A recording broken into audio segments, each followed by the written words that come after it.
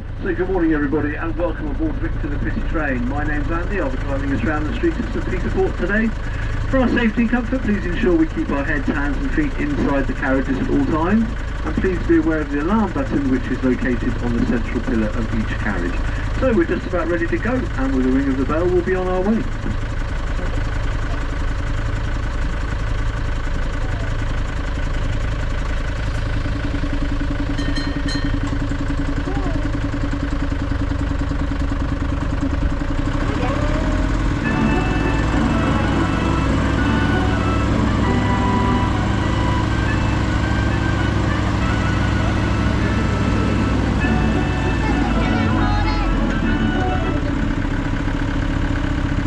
Hello and welcome aboard the Petit Train Guernsey, and if you're a visitor to Guernsey, we wish you a very enjoyable stay in our lovely island. Our trip on the Petit Train today will take us past the main areas of Guernsey's charming capital, St. Peter Port. Guernsey is different, and this certainly strikes you when you arrive. It is different from the rest of the world, even from its larger neighbour, Jersey. The pace of life is much slower, and the values and attitudes more traditional. What do you think, Guernsey, Neil? Well, Guernsey people were named as the happiest in the world in an international survey a few years ago. That's probably something to do with our carefree and happy attitude, eh? Nearly 63,000 people live in Guernsey, although the land area is just 25 square miles and measures only 7 miles by 4 miles wide, so everywhere is close. The rugged coastline, country areas and picturesque town are a dream for visitors. Less energetic, with only a modest stroll reach most corners of the town.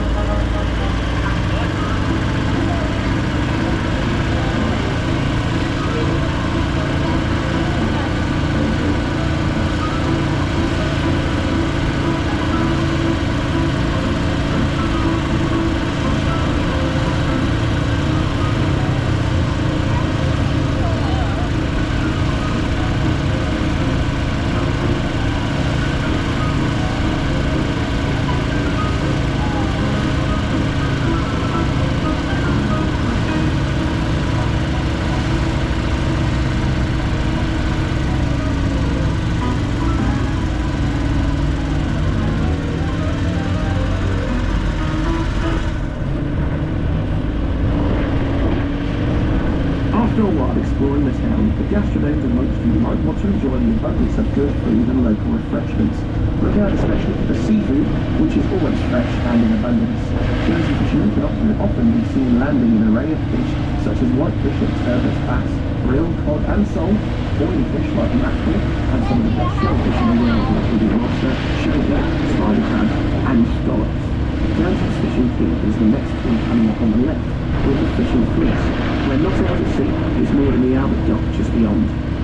Guernsey people are proud of the fact that their loyalty to the English crown has been by choice and not by conquest. Indeed, us islanders sometimes point out, with tongue in cheek, it was their Duke, the Duke of Normandy, that conquered England in 1066. So really, England belongs to Guernsey.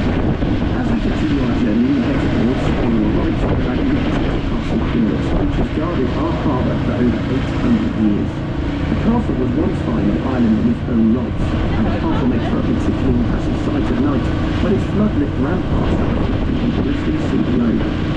During the English Civil War, the castle court remained loyal to the king, but Guernsey declared for Parliament. As a result, the castle remained under siege from 1642 until its surrender in 1651. It is reckoned that about 10,000 cannons were fired at the town during this period. These days, the cannon is fired just once a day, at 12 p.m. So if you happen to be in town around this time, listen out for the firing of the noonday gun. But if you're close, probably you'll hear this loud noon o'clock always means it must be time to visit one of St. Peter Port's many cafes. Let's go back in time. It's 30th of December in 1672, and Castle Cornet is the official residence of the governor of Guernsey. Suddenly, out of the night sky, a bolt of lightning strikes the timber magazine of the castle, which destroys the keep and a number of living horses. Still alive and in his bed, the governor is found lodged on one of the castle's outer rooms. It's really no wonder that thereafter governors of Guernsey seem to prefer living in the main town of St. Peter Port. The castle is open to the public from April to October, when you can explore the battlements, museums and gardens. From its prominent ramparts, you should take time to enjoy breathtaking views towards the other islands.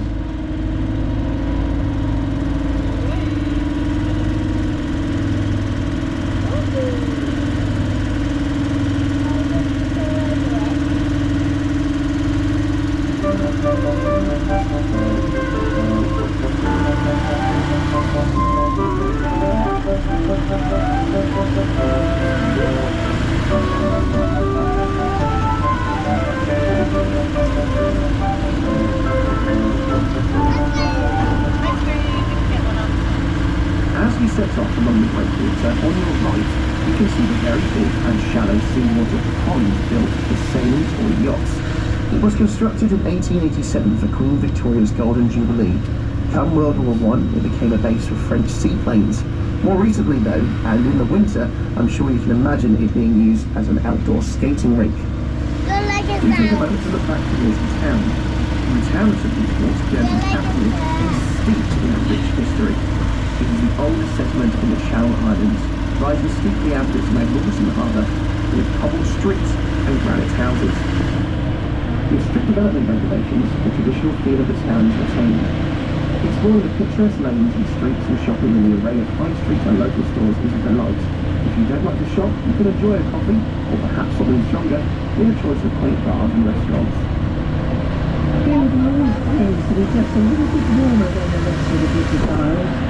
The islands of the Guernsey Islands lie on the southwestern side of the English Channel and form a natural northerly rim to the Gulf de Saint-Malo, that wide expanse of Gulf Stream water captured between the Normandy and Brittany coast of nearby France. The local climate is tempered by its maritime position and does not suffer the extremes of temperatures found in more landlocked areas, but thanks to the shelter offered by their giant neighbours, they keep escape the worst of the wind, often associated with offshore locations. Our Channel Islands climate is therefore temperate in nature, and we usually enjoy warm, dry, sunnier summers.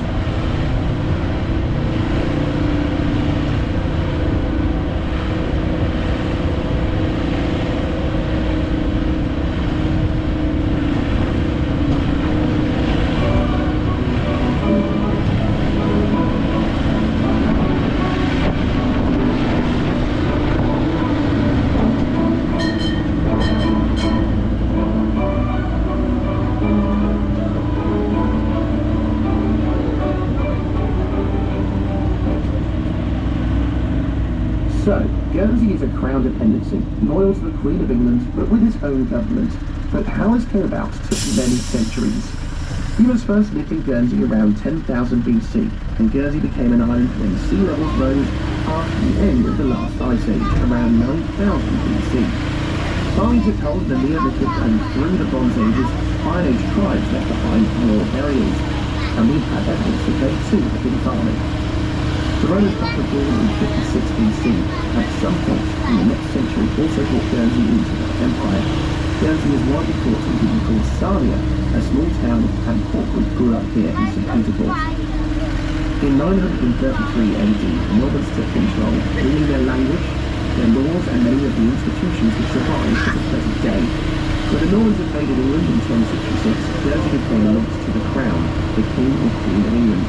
The French captured Normandy from the English in 1204, but the Channel Islands remained under control of the English crown. The islands became neutral and shipping immune to attack. During the later Middle Ages, the institutions of the islands took a form we recognise today. The bailiff, control officer, the governor, representatives of the crown, but 16 bureaucrats, alien tax, the states of the islands and parliaments. Guernsey's history increasingly followed the fortunes of England as the islanders remained loyal to the crown. We are now shuttling along the area known as La Valette. We have used for the last 150 years have made use of three separate outdoor seawater swimming pools. Three pools were built because in Victorian times it would have been considered quite improper for both men and ladies to swim bathing together in the same pool. So if you're brave and you want to dip in the sea, this is a place to come. From here, you will arguably have one of the best swimming views in the world, with the hill of the Clarence Battery to one side and Castle Cornet and the Castle Breakwater the other. The first lifts were originally constructed by the parish Guernsey in 1844, following the expansion of St. Peter Harbour, which had removed beaches, often used for bathing. Soon after, that work began on the second pool, which was followed by a third, originally reserved for men, ladies and children respectively. It was known that during this period the area was frequented by many people, including the exiled Victor and the Prince of Guernsey. From the Petit Train, you won't get a good view of the swimming pool, because the pools are perfectly built out of sight of the public, and that is partly to publicise that bathing without rules after 6 a.m. was strictly prohibited. The best bit is for the gentleman who had a lifeguard, but if you got into trouble, all you could expect for him was to throw you a rope or something. He must have been the only lifeguard that had never learned how to swim, eh?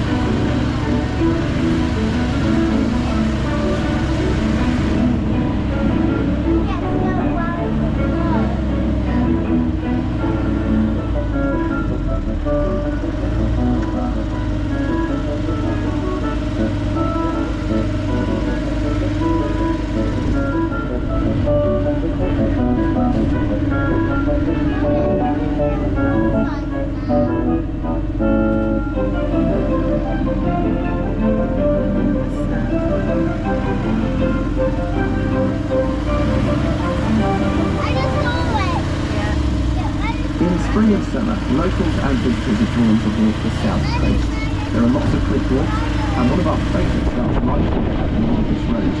Take the steps that lead up from the left of the aquarium and the car face towards Fername Bay, via, in spring, the Bluebell Stream Woods. This wreck offers some pleasant walking, excellent views, and a number of items of historical interest. It's a popular walk and well worth doing. Take the steps you want to ride a park. Don't locally visit the Elsman. This is worth a few minutes of your time.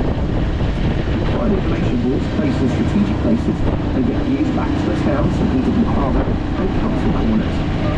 If you go amazing, but be warned, there are quite a few steps, so flat shoes are definitely a must. The walk will take you all the way to Stroman and the northern side of the east there. There are guaranteed 3 reasons for fresh pace, stones and creek. There and back at a neighbourhood place, it will take you about an hour and 10 minutes. It's a good day to see some of our other islands of the day. This is part of the Lake with the smaller island of Guernsey to its right. Further behind and 9 miles away is the island of Sark, with a smaller island of Viking just in front of it. You can catch ferries to both Anne and Sark here for the visit, and are well worth the visit. Currently, this area of the Valette is part of the regeneration project. Over the years, the Australian situation in this area and a raised gardens have planted. Your goal is returning the La Valette into its glory days as a Victorian community.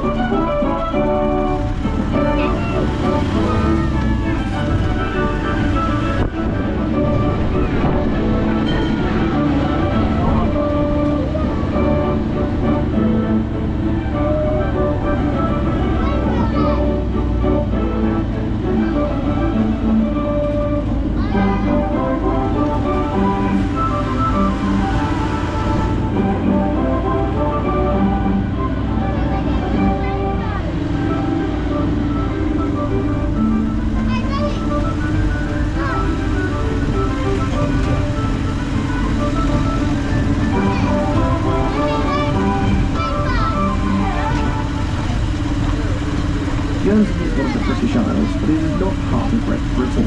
It is not part of the United Kingdom, and neither is it part of the European Union. Guernsey is a self-governing British Crown dependency. Many famous people have chosen to live in Guernsey over the years, and Guernsey's most famous French resident was Victor Hugo. The area to our left, up and above the bus terminus, is known as Hopeville, or in French, High Town.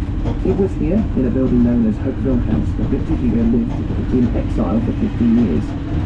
Hopeville House is nowadays as Victor Hugo saw it for the last time in 1878, or almost. During this time, he wrote or completed some of his major works, including Les Miserables and Twinners of the Sea, which was about Guernsey itself. As well as writing his masterpieces, Hugo spent much of his time personally decorating the house. As an enthusiastic collector of second-hand furniture and bric-a-brac, he spent many months overseeing a major conversion, giving this unique building worthy of his literary work an inner force and mystery.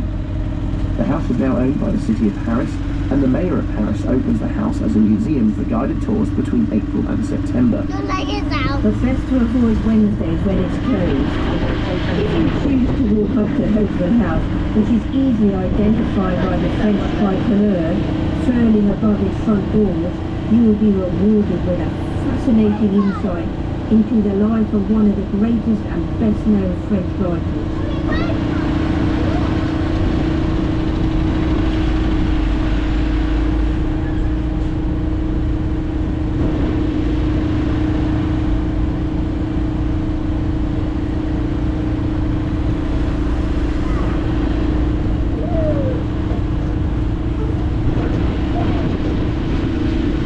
As we approach the town church, you might look out for one of Guernsey's pillar boxes. But don't look for anything red, because in Guernsey, pillar boxes are painted blue, right? It is well known that Guernsey possessed some of the world's first pillar boxes. The noted novelist Anthony Trollope was sent to Guernsey to ascertain what could be done about the problem of collecting the mail on an island such as Guernsey. Trollope's recommendation was to employ a device we may have seen in use in Paris, a letter receiving pillar. It was made of cast iron, about 1.5 metres high, octagonal in design, and painted olive green.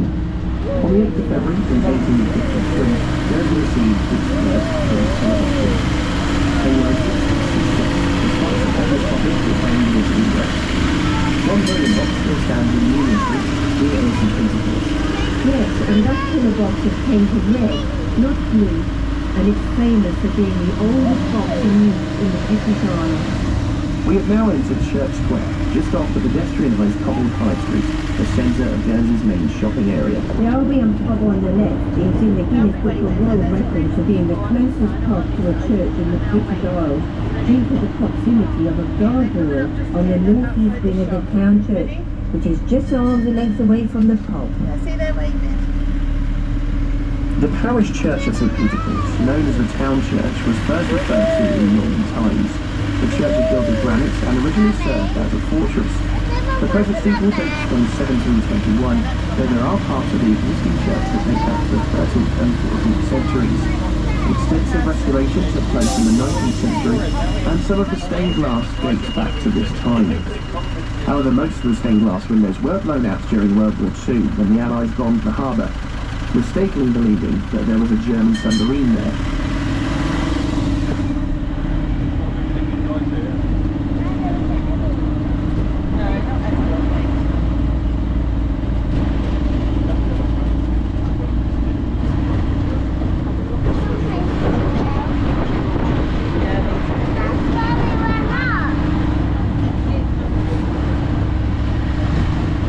On the rocks is the Victoria Marina, a marina reserved for visiting yachtsmen from around the world.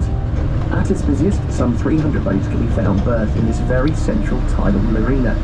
Each year, literally thousands of boats visit our waters. Skippers heading for Guernsey can plot a course for a modern, high-quality marina, or perhaps choose to anchor in a sheltered and secluded bay. Alternatively, they might opt to lie alongside the quiet sea in a tiny historic harbour. The striking granite building approaching on the left, the Petit Train, is home to Victoria's Information Centre. The centre provides a comprehensive service for officers searching information on all things Guernsey. And that's only that, but you can find a good range of items and souvenirs related to the island. The grey granite stone used to build the Tourist Information Centre bears witness to one of Guernsey's former industries. That's the quarrying stone. In 1840, John Nolan, founder of the famous civil engineering firm, renewed the paving of Blackfriars Bridge in London with sets of Guernsey granite. The repaving of London Bridge and the Strand followed, and the granite for the Thames embankment started in 1862, also came from Guernsey. If you ever watched the film Mary Poppins, when you see that little old bird lady on the steps of London St. Paul's Cathedral feeding the birds, you remember that the granite stone used to build the steps came from a small Guernsey quarry near to the lovely Bay of Cobo on our west coast. In our local language, a Guernsey French patois Cobo means cove, Guernsey French for wall, and Co means bay. So, we're there. Whereas 2,000 tons of stone was released in 1810, this had risen to 120,000 tons in 1854 and to 458,000 tons in 1910. You know, it's a wonder there's any of Guernsey left after all that quarrying, eh? We are now entering the area of town known as the Forest, which leads to the other end of the pedestrianised shopping area of the town. Well, it doesn't happen often, but here in the Forest many years ago, somebody raised the Camo de Arrow, a property that was sent by a nearby property development, which included a high-rise train bursting over the building. So calling to his knees in the street close to the development, and before two witnesses, he began to cry, "Arrow, arrow, arrow, la hard mon prince en est fait tout." This means, "Arrow, arrow, arrow, help my prince, they are wronging me." The petitioner then was required to recite the Lord's Prayer in French. As a result, the person being complained is obliged to stop what is being done or be guilty of contempt of court. If the court finds that the clamour has been properly made, the defendant faces a large fine. But if improperly made, it is the complainant who has to pay a penalty. The clamour de Harrow is unique to the Channel Islands. And yet, despite its origins in France, French courts no longer recognise it. With the Petit Train back along the seafront, we have just passed the Guernsey shop. If you want a souvenir article to remind you of our lovely island, this shop certainly carries a wide selection.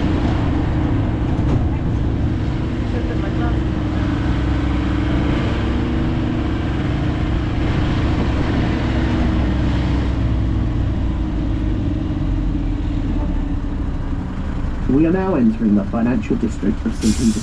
Guernsey's #1 industry is finance. Here along St. Julian's Avenue, you will find world-renowned banks such as Rothschild, Hambros, the Bank of Bermuda, and the BNP Paribas, to name just a few.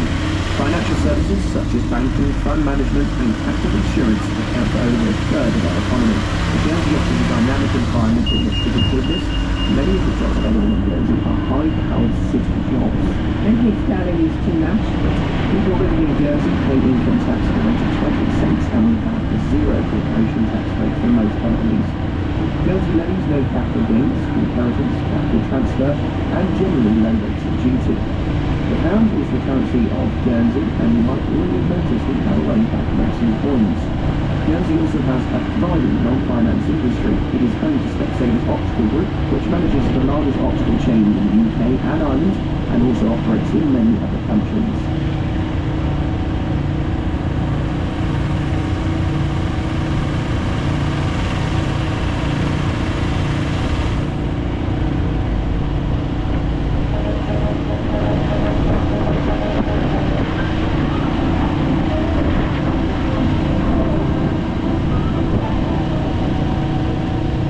Coming up on the left of the Petit Train is the War Memorial, commemorating those locals who gave their lives during the South African Boer War of 1899 to 1902. In 1903, the cost of the statue, £250 plus the purchase of the site and erection of the statue.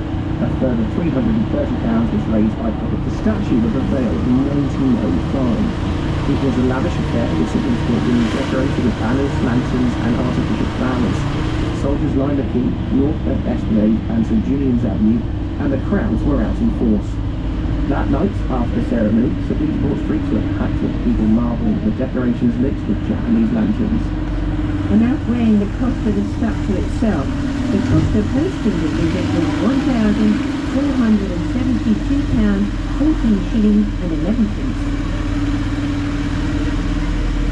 The building coming up on our left is the Old Government House Hotel. Guernsey's only five-star hotel, but it had its origins in 1796 when it was the Governor of Guernsey's official residence. From 1940 to 1945, the Germans occupied the hotel as their general staff headquarters. But these days, there is nowhere better to enjoy a traditional afternoon tea. Having just travelled along one of the busiest areas of the town, you will have seen that there are certainly lots of cars in Guernsey. If you do see quite a few prestige cars on the road, makes such as Ferrari, Maserati and Aston Martin. Yes, Guernsey, where the maximum speed limit is just 35 miles an hour. If you see number plate 1, that's the bailiff of Guernsey.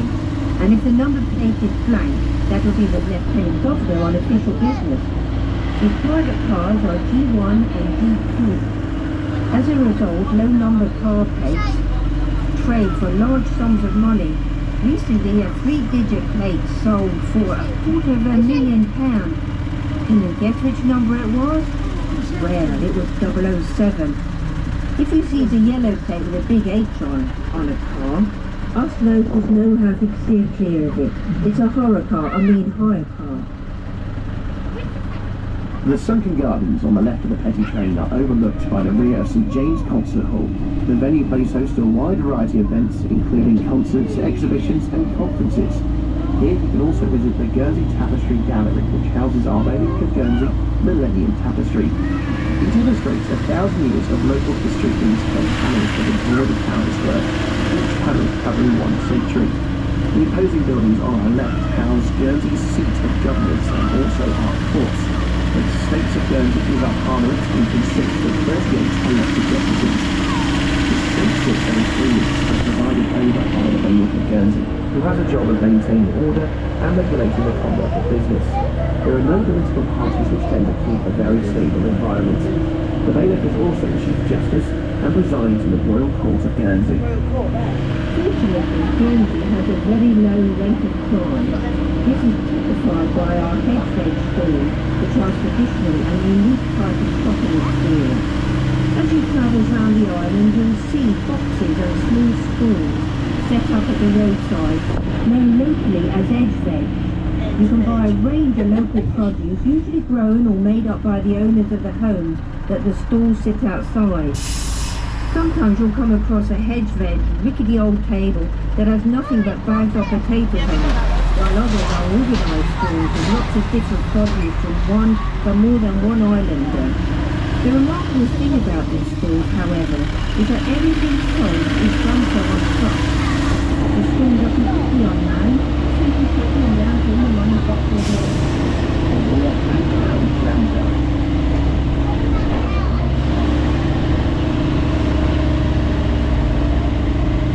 Directly coming up on our left is Candy Range, where you will find an award-winning museum and art gallery.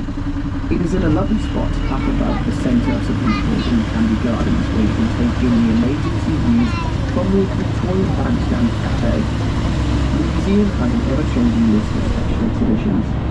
As we travel around the harbour and marine of St. Peter Port, you might notice just how high the seawalls are. Why is this? This is down to the very high tides that we have here.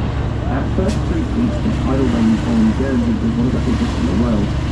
Twice a day, the sea streams in and out of the Bay of St. Malo, where Guernsey is situated. Having an extreme of tide can be a good thing. Why is that, you say? Because it means that us locals, we get the chance to go onto the beaches at low tide and collect some ornaments.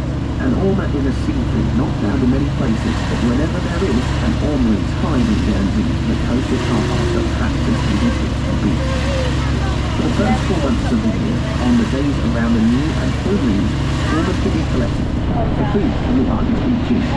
But I have to say that in recent years the stocks have declined, so locals will never tell anyone where the best beaches to find ormers. We even have to restrict the times and the time we take to preserve the island's stock. I can remember when I was a young girl, we'd come back with dozens of them. You could hardly carry your track. These days we're lucky if he comes back with half a dozen if at all. You can only go Ormond on the very low tides between January and the end of April. So it can be pretty cold, and you can always spend some time in the water. You're not allowed to wear a wetsuit or even put your head underwater. If you do, you can be fined or even put in prison. A few years ago, Ormers were the cause of the world's first underwater arrest. A chap believed in diving for Ormers, and a police officer in full diving gear arrested him. So, Lil, how do you cook yours? Well, some people prefer to put them in a stew or a casserole, and others like to pickle them. But my favourite way of eating them is simply remove the Ormer from its shell. We use the shells, or we used to use them as ashtrays, I should say. We slice them, beat the hanging out of them with a rolling pin, otherwise they can be tough to eat. We cover them in flour, then we fry them in good Guernsey butter for 2 minutes on each side. Then they're delicious, and that's what we call a good finger. We are now travelling along Guernsey's only full-size traffic roundabout, in the centre of which is the Memorial Mast, a very recent iconic Guernsey landmark. The mast was built to coincide with the 60th anniversary of Guernsey's Liberation Day and the Sea Guernsey Festival. The mast had stood in pride of place on St. Peter's roundabout since May 2005. Since it was first raised, the mast has been used to fly flags specific to events taking place around the island. We'll have to leave it to you to decide what the flags flying today represent, as they change on a very regular basis. We think the mast is a lovely way to echo the maritime links of the island, which includes the Battle of Trafalgar, where 29 Guernseymen served. On our left is the Queen Elizabeth II Marina. Take a stroll along here, and more often than not, you will see office workers in their lunch breaks playing the top, known as French Pool, along the edge of the quay. Take a while to sit and take in the vast array of many luxurious local yachts and motorboats. At just 28 miles away, the Normandy Peninsula isn't far away. Instead, you head towards the ancient walled town of St. Malo. On the Brittany coastline, you'll only have 60 miles to navigate. From the harbour here in St. Peter, you can easily catch a ferry to the nearby islands of Herm and Sark. Sark is a short 40-minute ferry crossing. And the Sark ticket office is just on the left of the train. The island has a population of about 600 and covers an area of just 2.10 square miles. Sark is one of the few remaining places in the world where cars are banned from roads and only tractors and horse-drawn vehicles are allowed. Well, you can use a bike. My favourite is the hire at tandem. Sark was considered the last feudal state in Europe and belongs to the crown in its own right. It is fiscally entirely separate from Guernsey and has even been granted its own UN country code. Sark has no income tax, capital gains or inheritance tax. There is also no VAT charged on goods and services. Sark really is a hideaway from the pressures of the modern world. The island of Herm is just a short 20-minute ferry crossing away, and there is no better way to while away a few summer hours than by relaxing on the idyllic island. The village is just out from the harbour and consists of a handful of delightful gift shops, a hotel, restaurants and traditional pub and cafe. There are a choice of picturesque walks, or you can decide to walk all the way around the island, which is certainly less than a 2-hour stroll. Many refer to Herm as a little piece of paradise. The known ticket kiosk is towards the left of the Petit Train, just by the harbour steps.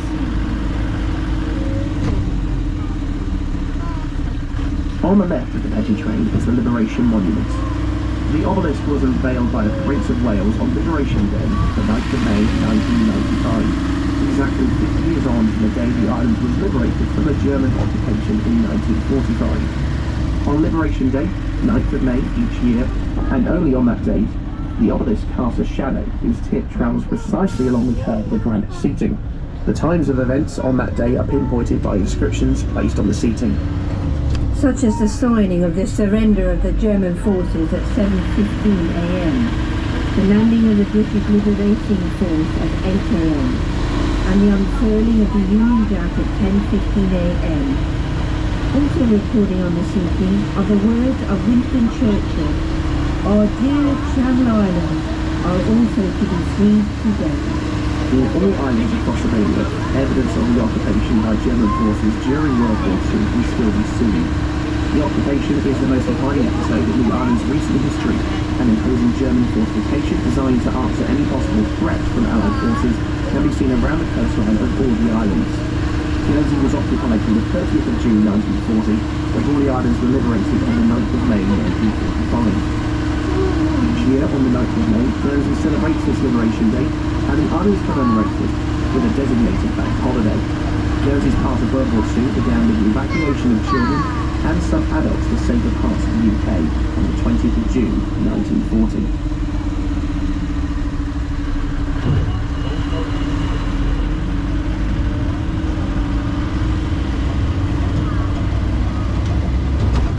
Guernsey people are traditionally nicknamed donkeys, especially by rival Jersey people, who in turn are nicknamed crapones, the French word for toads.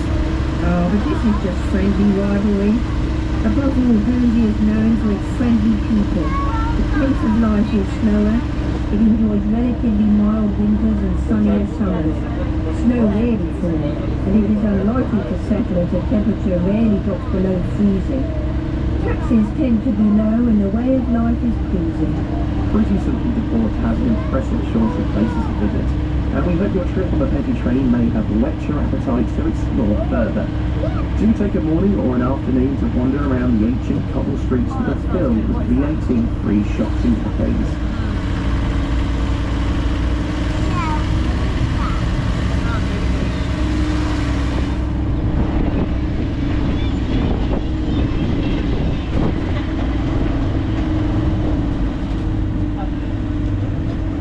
As we come to the end of our journey, the Petit Train Guernsey sincerely hope you enjoyed your trip, and we wish you a most enjoyable time in our charming and unique island, Guernsey. Us locals tend not to say goodbye, but we use an old patois phrase instead, "À la prochaine." And this means until the next time. À la prochaine.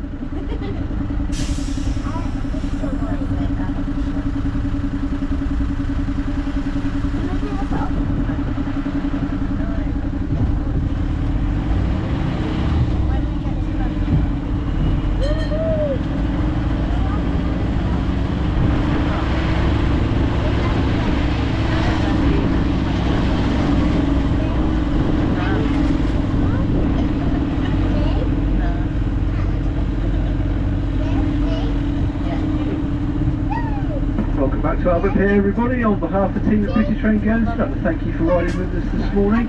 Don't forget the rear of your ticket is also 10% off at the Street Cafe, which is inside the market building. There's a big building directly behind the church in front of us now. And of course we look forward to seeing you again someday. So until the next time, à la prochaine.